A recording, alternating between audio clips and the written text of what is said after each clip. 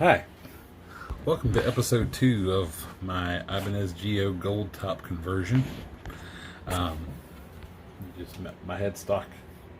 I'm still working on getting this thing sanded down and all that happy stuff. In this video you'll see some more body work and some more work on the neck pocket, I believe. So enjoy the ride. Okay, so while I'm waiting for other things to happen, I went and got a jigsaw today so I could cut out my piece to fill this cavity here. And I didn't pick up a C-clamp to hold this thing in place while I use a jigsaw, so I can't do that.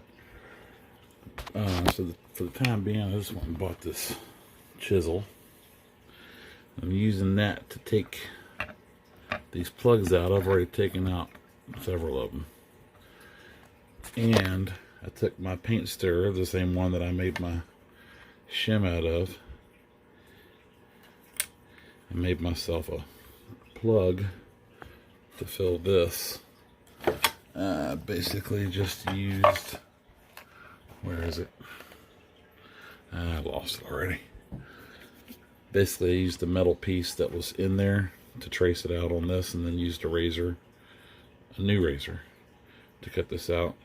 So once I get all this flat, I'm going to glue it in here, and then once that's dry I'll sand it flat and probably put some putty around to fill in the gaps. Okay, so I got those trimmed down. I'm going to test fit this.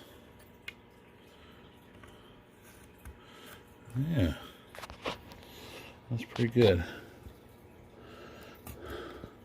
That's almost the right thickness too. So I'm gonna go ahead and pull that out and glue it in. And there's my plug all glued in. We'll sand that down so it's nice and flat. And I have decided I'm going to put a veneer on the back of this thing. So these things, they just need to be flat. They don't need to be pretty. Because if I was just going to paint it or stain it, I would have to seal this and whatever I use to cover this. I'd have to seal all that before I could paint it, primer it, and all that crap. So, okay, I'm getting ready to go ahead and fill my holes here, but I'm going to need a real small piece. So what I'm going to do is I'm going to get out my dowel pins again, and I can't stress enough how helpful these things have been, especially for like 3/8 inch holes. Well, these are a little bigger than 3/8, but I've used these things to plug smaller, like tremolo anchor holes, and they've been perfect. Now these are going to be a little small, so what I'm going to do is shave these things down so they fit. I don't have none of that fancy crap, whether you take a drill press and drill through a piece of metal and then slam it down through there to shape it. I don't have all that. I gotta improvise, but that's fine. I will cut off the pieces I need. Well, I'll shave it down first and then cut off the pieces I need, glue them one in there, and then I gotta figure this part out. Alright, I've got my dowels cut down and filled out. It's not pretty, but it doesn't have to be. It's going to be all puttied and all that stuff. I took my stirrer, again, my paint stirrer. That thing's really come in handy. I've had the thing sitting around for like a year. Cut it down to fill my hole, and I used a couple of my jumbo skewers. Jammed the tips down in there real good and cut them off. And it's consistent through the whole engine, except for these two guys hanging out down Shut up, Derek. It's not a significant difference. As you can see, they're sticking out the back a little bit right there. Once I get that glued in and it dries, then I will chop those off with my chisel. What I'm going to do first is I'm going to take some masking tape and cover these up. So when I put the glue in from the back, it won't come through all the way.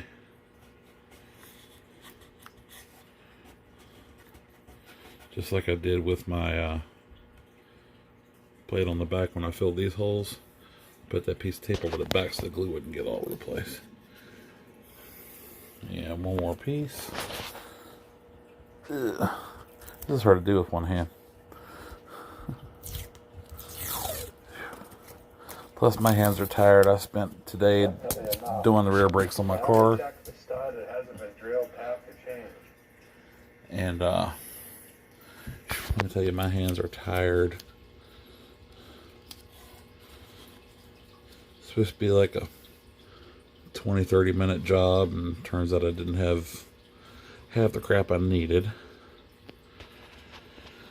And so every time I try to do a 15, 20, 30 minute job, it turns into a 6-hour ordeal. Of course, it doesn't help that I'm not a mechanic, but you know, I want to try to, if it's stuff I can do, I don't want to really have to pay somebody else to do it.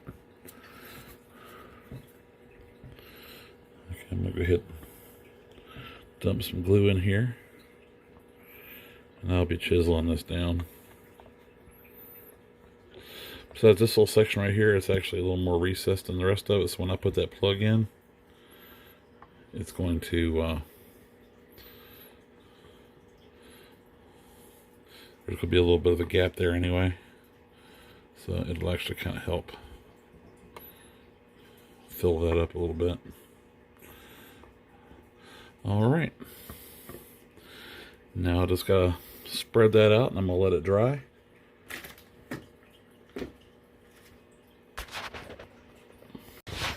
Alrighty, I'm gonna talk about this a little bit. Let's see.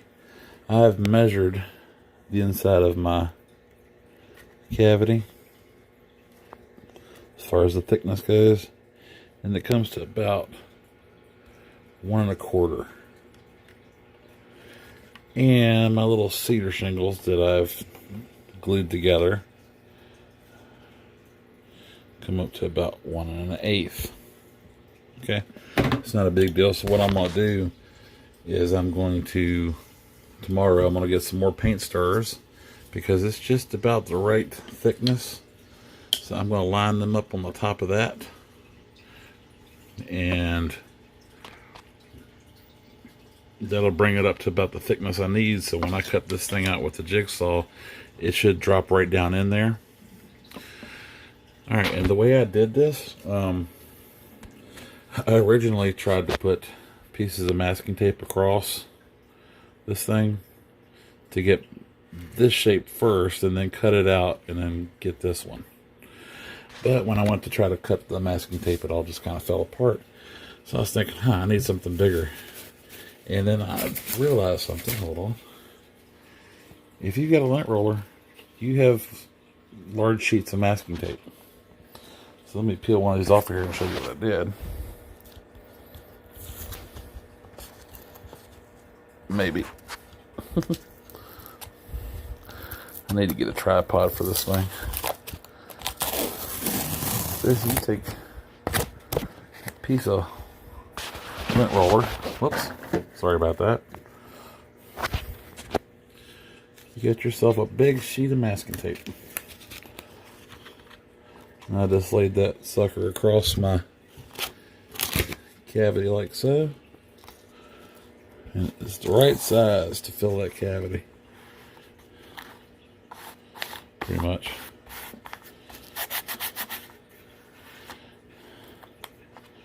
So then what I did was I cut this out, just leaving this part kind of like a gasket sort of. So then when I pressed this down, it left an impression of that edge. See? I'll let it focus here a second. Focus. So then once I got that part cut out, I just laid it on top of this here board. Traced around it in case it comes off when I'm cutting it out. And that's pretty much how I got that. It's a little probably convoluted, but oh well. What I'm going to do then, once I get this piece cut out with my new topper on it. Then I'm gonna make another wide piece of this. I'm gonna trace out the cavity cover on that other piece of wood once it's all glued together and set up. I'm gonna lay it right down in there, and it's just about the right thickness. I got a little bit sticking up, but it's not too bad. It's nothing I can't sand out with some 220 or something. So that'll work out pretty good, I think. I'll have to go to the hardware store tomorrow and get some C-clamps to hold this thing down while I cut it out, and some more paint stirrers. Okay, I'm making a little bit of progress here. I've got these, sanding them down a little bit, so I think that's going to be nice. One thing I noticed is there's a coat of white paint underneath this black. I'm not so worried about saving this black paint, so I still got to sand it down. I'll probably end up sanding through in some areas. I had a slight change of plans as far as my shim goes, because I couldn't get the thing exactly wedge shaped. So what I did was I went back down to the hardware store and got me a pack of wood shims. Comes like a whole bunch in a pack. I mean, I'm obviously not going to need all these, but they're already. I got the two thinnest tipped ones I could find, and I figure by the time I get my shape cut out of this, it's going to be about the right thickness that I needed in the first place. Got this glued together. It's actually a little bit wider than the neck pocket, so that will actually give me something that will fill up the entire thing. So that'll kind of help reinforce it. I'm debating on whether to glue this shim in or not. I still haven't decided yet, or just leave it free floating. Another thing too, I've got my extra layer on my block here, so I've got that glued and setting up. I did get my C-clamp, so then once all that's good and dry, I will be cutting that shape out with my jigsaw. And that's about all I can do for right now.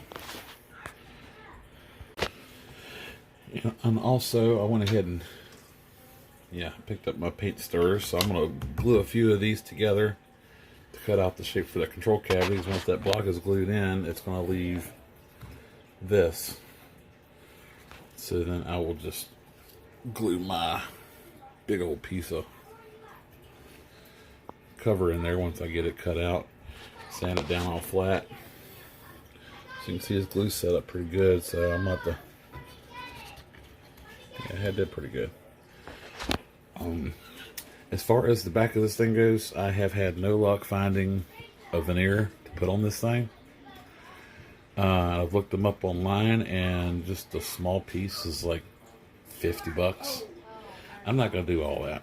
So what I'm going to do is go ahead and sand this down flat. Once I get everything nice and smooth, I am going to repaint the back and sides of this thing a satin black. I really love satin black anymore. It's easy to work with and it looks good. I will probably be painting a faux binding around the edge of it. I've gotten pretty decent at painting fake bindings.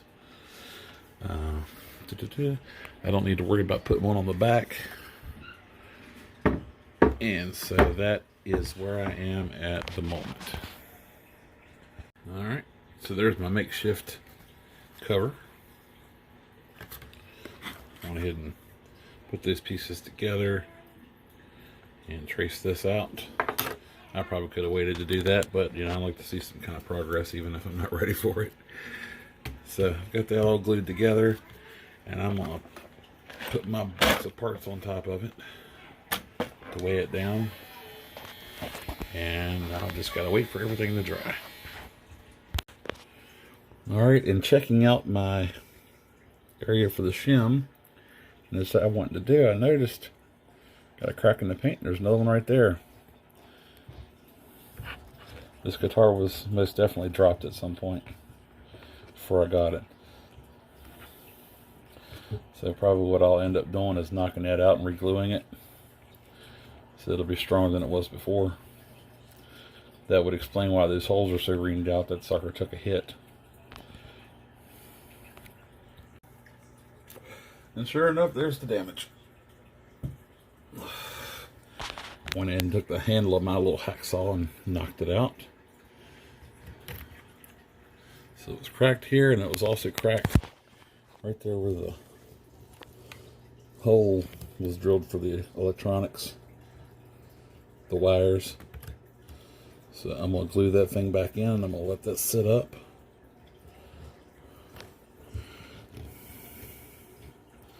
In the meantime, I can keep on sanding and fitting my shim.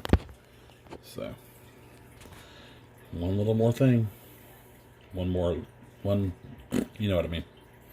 Alright, I've got that glue back in, and there was another thing I wanted to show you before I did anything else. Now, the necessity for this shim, I had a couple options. One was to actually shave the neck pocket down to an angle, which would have been a huge pain in the ass and probably a complete failure. The other one was modifying the angle of the neck heel itself, which would have also probably ended in failure. So my best bet was to do this shim. And what I'm going to do is I'm going to show you. I'm going to go ahead and put my pickup covers. These suckers, like little, they're Les Paul covers, and they're about 3 inches high compared to the ones that are on a regular Ibanez, because those are set with a flat profile. What we're going to do is I'm going to show you with this new neck angle. Hold on. This new neck angle the way it is, I'm going to lay my straight edge across it. Show you how much of a...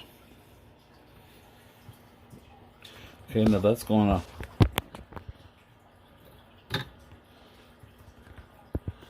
end up being right about the right height. I am going to sand this shim down a little bit more so it's sharper on the front. And we're going to end up about like that,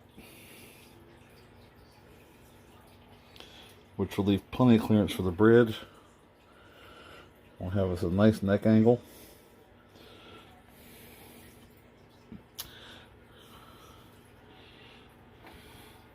I still don't have the post for my bridge yet, so I can't put it in place and show you exactly where it's going to sit. But that's about, it's free floating, so it's sitting exactly on the shim. But that leaves us plenty of clearance for the bridge adjustment. Alrighty, I have had a slight change of plans here. Nothing major. I think I'm going to make a new shim for one thing, so I can have these corners flared out a little bit so they will fill in here and in here. And then once I get that glued in, I'm going to glue the neck on, clamp it down. Once that's all dry, I will flip this back over. I'm going to recut these 3/8 inch holes that I did earlier. I'm going to cut those on through. I'll cut through the shim and into the neck heel probably about that far, and put solid dowels through to reinforce all that. And then I'm just going to putty these holes and fill them in.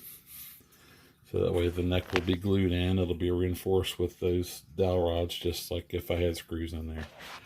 And that should pretty much hold everything in place. Because I think with the shim, I've got pretty good faith that the shim, the way I've planned on putting it in there, will give me the right neck angle. So that's what I'm going to be doing. So I'm going to recut this shim. And before I do any of that neck gluing, I'm going to actually go through here with my chisel and take off all this paint Luckily, most of this was already bare, which is kind of unusual for, you know, Chinese or Indonesian. They usually paint the whole thing. At least they did the Korean ones. But yeah, I've got very little paint here actually. So I'm going to go ahead and do that. Alright, so I've got my neck pocket pretty much cleared out now. I went ahead and took a dowel and cut it out and filled that little hole right there. No particular reason, just to get rid of it. And I've got my shim cut. So what I'm going to do is I'm going to go ahead and get out the old tight bond. No, that's already open.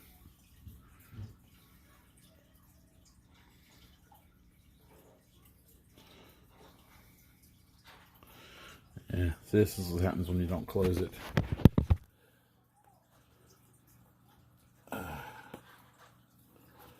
Alright, there we go.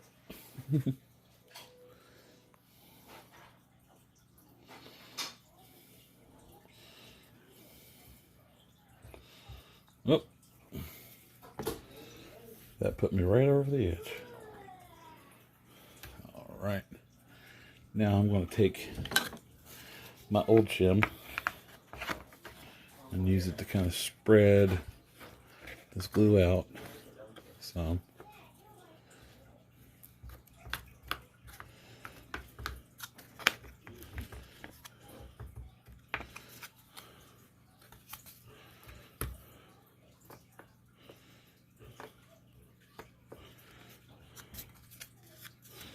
Make sure that's covered pretty well.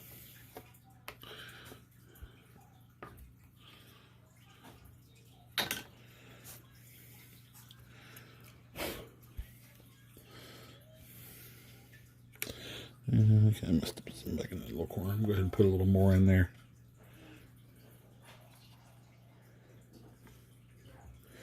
Doesn't matter if it squishes out a little bit. Working on in there. I'm filming. I'll be done in a second. Alright. There's that one. And there's this one. I'm going to put those in pretty tight. And then I'm going to go ahead and take one of my dowels, go ahead and go into the corner here. Pick up some of this excess.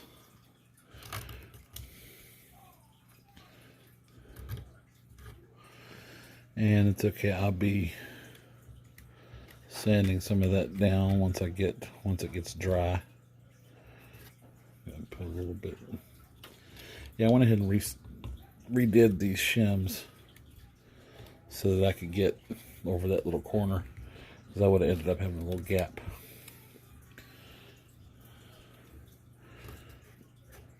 And I didn't want a gap. I wanted it to be pretty smooth. Once that's nice and dry, I will go from the back and I will cut that out.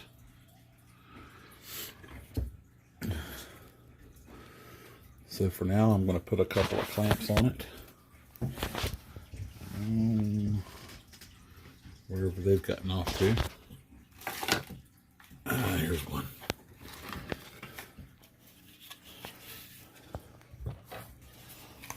That's some biscuit right there. I like these clamps, they're kind of cool. I'll put the pressure right there in the middle. Make sure that thing is pushed all the way in, all the way down.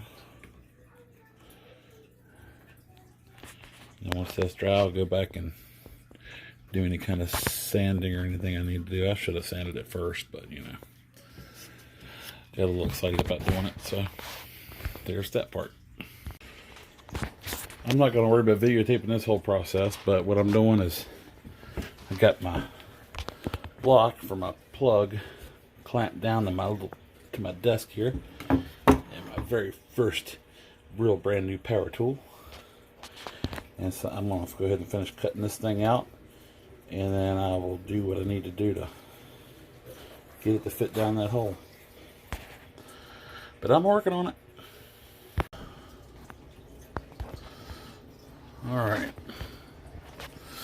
Alright, finally. Got me a heck of a little mess here, but I'll clean that up here shortly. And move this to the side. Bring the body up here. I know it's not going to drop in yet because I didn't get... I got another one. What do you got? This.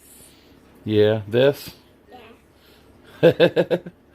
Well, cool. I hope you enjoy this. I'm gonna enjoy this. Good.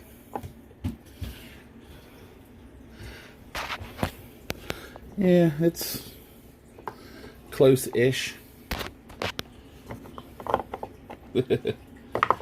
I'll shave that down by hand until I get it to fit. Then I'll shove that sucker down in there. And then I'll finish up my cover, because it didn't quite fit either. But once I get that all in there and smooth down flat, once that thing's painted, you won't even be able to tell there was a hole there. And then I'll start working on doing my diamond shape cutout for the Les Paul controls. Stay tuned. Okay, I've got my piece. I finally got finished cutting out with the jigsaw, and I have been working diligently to try to sand down any extra. I'm getting real close to being able to drop this in here. I'm going to have a few gaps because, of course, I'm fairly inexperienced with the jigsaw, so it wasn't like the best. In the meantime, I am cutting down the rest of this paint off the top of my cavity in the hopes that once that's finished, I'll go with the green here. Once that's finished, it'll be deep enough that I can lay my wooden cover in there.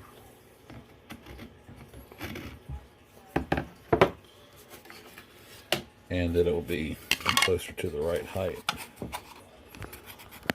Right there in that spot. I'm gonna butt that up against there. That'll be less for me to sand down once I get this thing dropped in there. I've got it trimmed down now where it fits.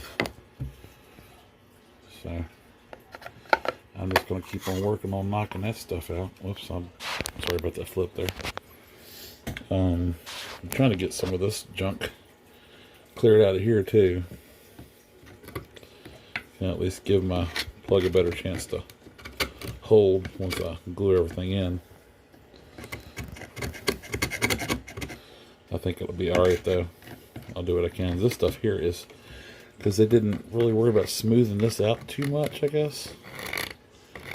Or when they painted it, it's just a lot of overspray. It's like very, very lumpy. Which actually might work to my advantage then, because like once I get the glue in there, it'll hang on to all these little nubbies stuff. Yeah, but I'm going to finish smoothing that out. I am going to finish clearing this off. Sand down the rest of this.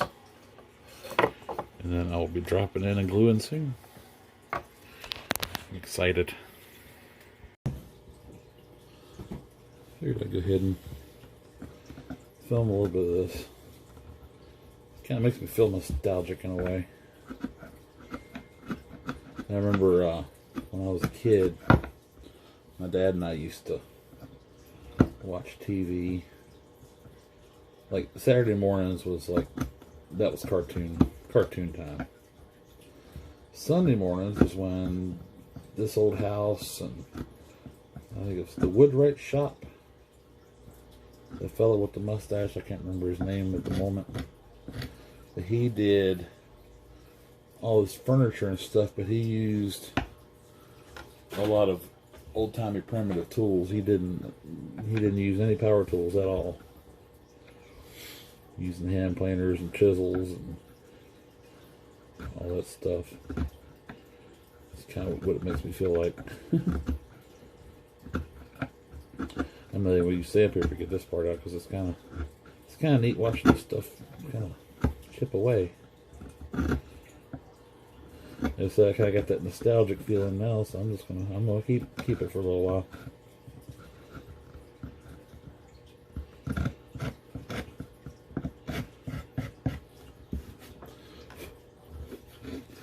Yeah, this white paint that they put on here underneath the black, it's actually tougher than the surface paint was. Goodness. But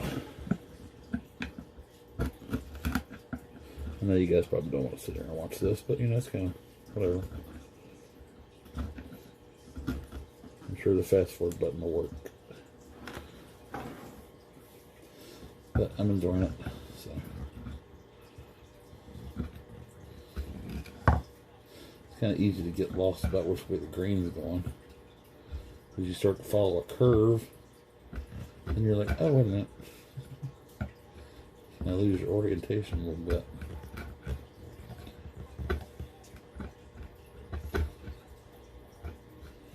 But basically what's going to end up happening here is, since I'm cutting through this, I'm actually cutting through the sealer as well. And that will give me bare wood to work with when I go to put my cover on. When I go to glue that thing down, it's going to be solid, hopefully. It'll be attached to bare wood. And also, of course, my block will be in there, and that's all raw wood. I get ahead of myself here.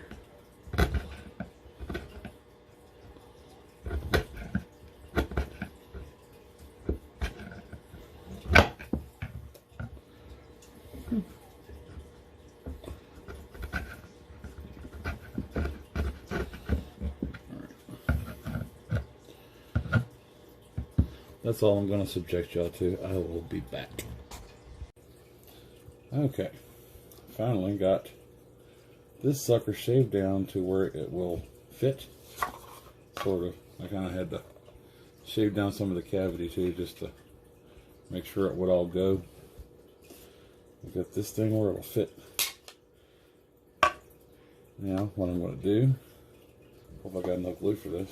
It's going to take a lot of glue. I am going to basically just flood this cavity. Do some on the sides. Set that drip down.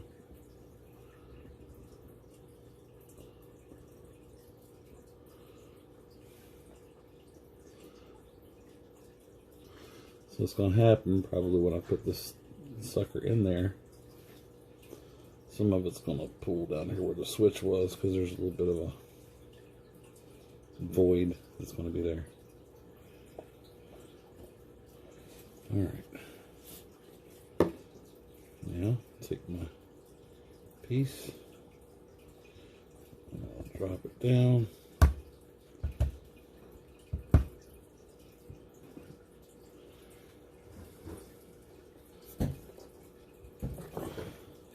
I kept a scrap of my jigsaw cuttings.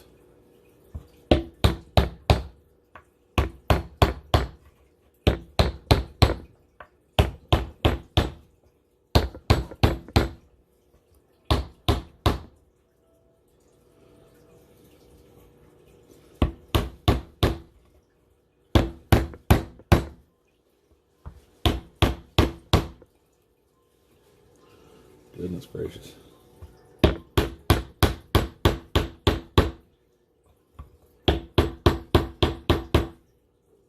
I can't find my hammer. I don't know where it is at the moment, so. Alright, now what I'm going to do is use my C-clamp. Get that out. Now, of course, I'm not going to go directly on the surface of the guitar. I'm not totally stupid.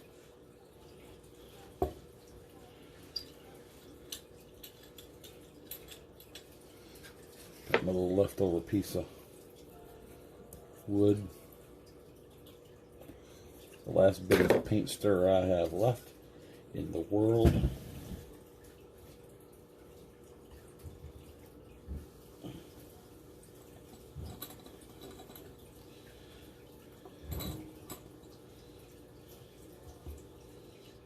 Put that sucker right there, and I'm going to clamp it down.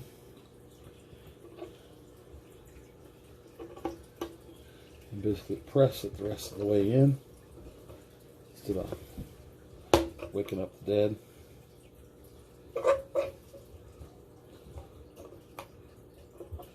There we go. That is just about freaking perfect.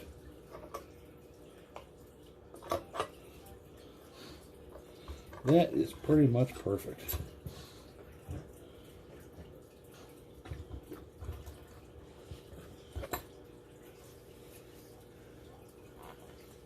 Now come around this side.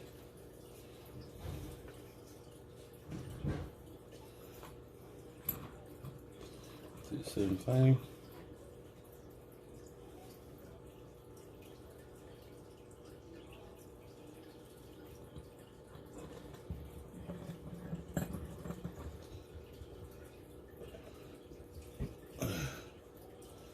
Make sure this piece is, yeah, there we go.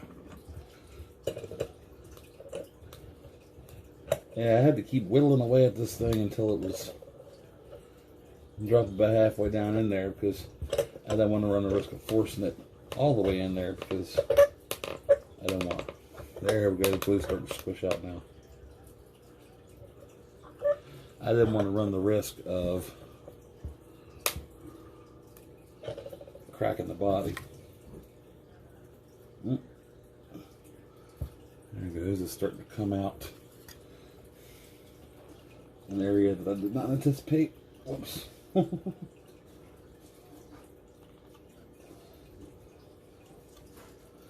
didn't think about the pickup wire holes and all that stuff. Whoops. Good.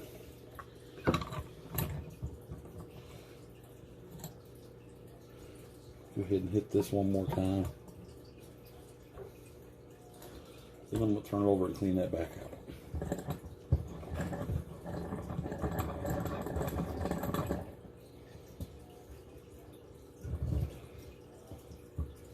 Yeah, I didn't think about all those extra holes.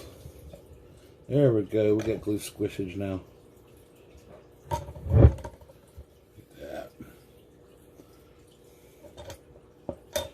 And that is just about the perfect depth too. Go me. Go me. It's not my birthday. Shut up, Scott.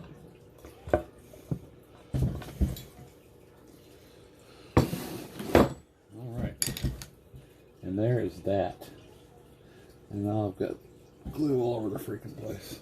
Because I forgot about the other holes. So what I'm going to do is I'm going to go ahead and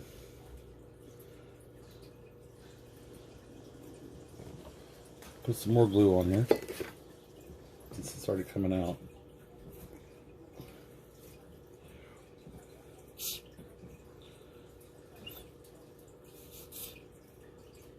Yep, I'm going to need to get more glue.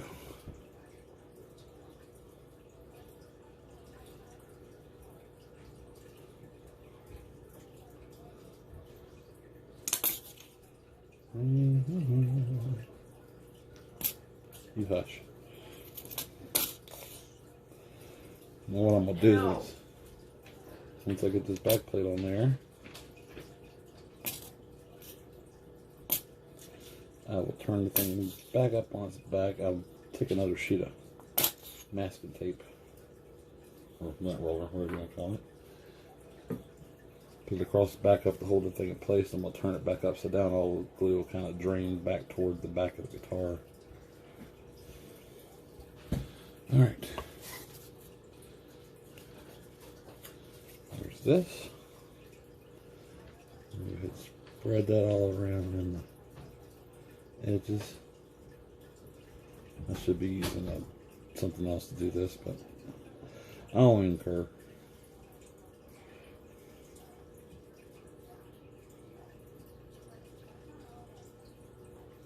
I've done everything else by hand, so why not?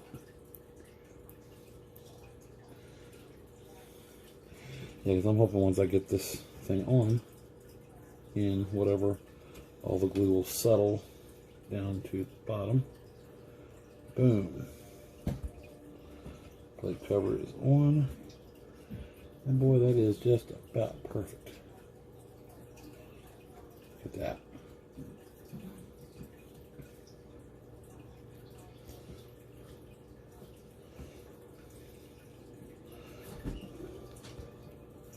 All right.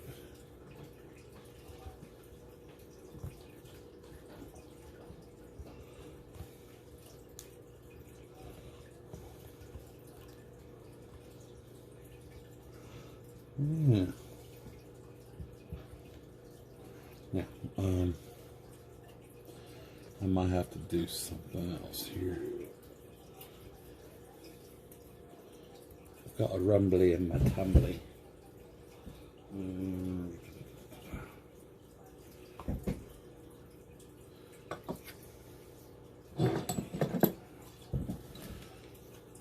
Do this, I'll go back and, oh Lord have mercy.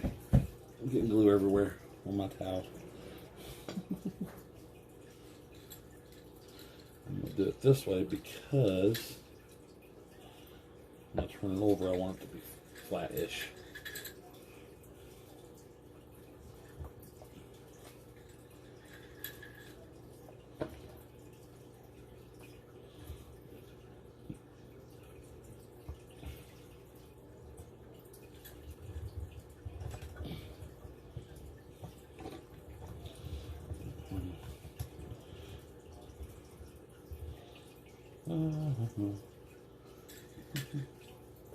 Working upside down like I was going the wrong way.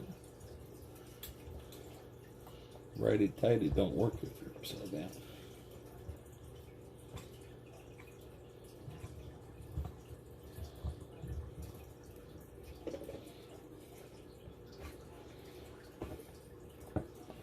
Get in? Is everybody in? The show is about to begin.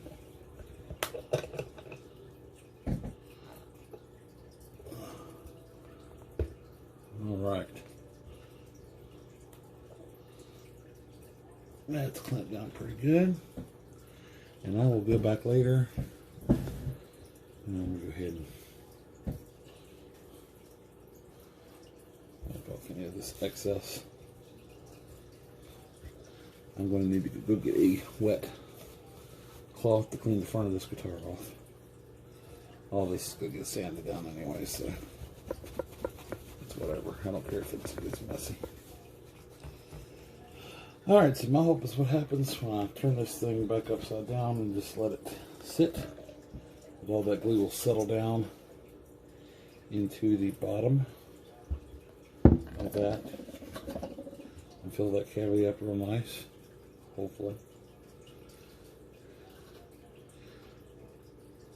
And of course I'll have to re-drill that cavity once. Oh shit. I don't want to glue this to the front of the guitar. Holy crap. You're about to see me do something stupid. Oh, son of a bitch. Alright. I'm gonna go ahead and get this thing clamped up and cleaned up, and I'll see you later.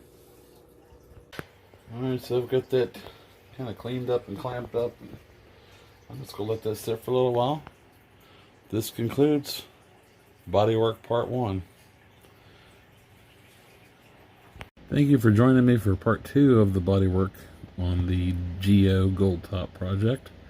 I ended up having to split it up into 2 different videos. Otherwise, it would have been about an hour and a half long. And I figured you might want a couple of more bite-sized segments. So in the next video, part 3, I believe I'll start working on the neck and the inlays and that kind of thing. So hopefully you'll join me, and thanks for watching.